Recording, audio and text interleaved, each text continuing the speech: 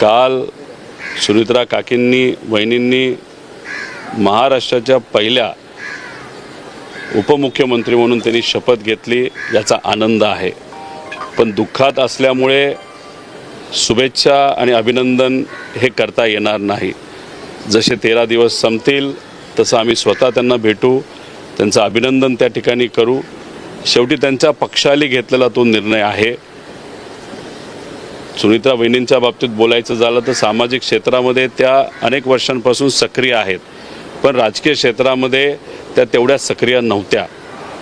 पहिलीच जबाबदारी त्यांच्या खांद्यावर एक दुर्दैवी घटना घडल्यानंतर दादांनंतर ती त्यांच्या खांद्यावर आलेली आहे। दादांची जागा कुणीच घेऊ शकत नाही हे सगळ्यांना तिथं माहिती आहे।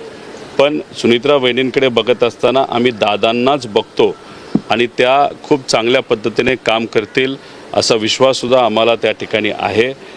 राजकारण काय झालं कसं झालं याच्याबद्दल आज नाही, पण 13 दिवस झाल्यानंतर मात्र या बाबतीत आम्ही स्पष्टपणे त्या ठिकाणी भूमिका घेऊ।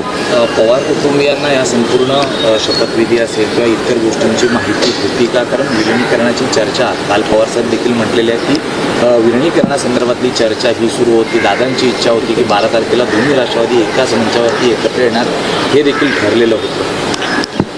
त्या पूर्ण प्रक्रियेमध्ये गेल्या 3 ते 3.5 महिन्यामध्ये मी स्वतः होतो। अनेक वेळा दादांना मी भेटलो होतो।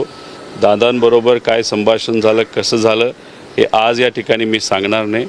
13 दिवस होऊ द्या, या बाबतीत मी स्पष्टपणे त्या ठिकाणी सांगेल। धन्यवाद। पार्थ पवार सुद्धा बारामतीत बैठक झाली होती, शरद पवार आणि पार्थ पवार कुठेतरी विलिनीकरणासाठी पॉझिटिव्ह असल्याची सुद्धा बातमी।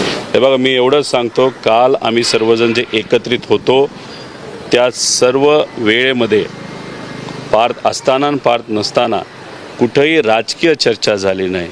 आम्ही सर्वजण दुःखात आहोत, कौटुंबिक चर्चा झाली, बाकी दुसरी कुठलीही चर्चा ही काल झाली नाही।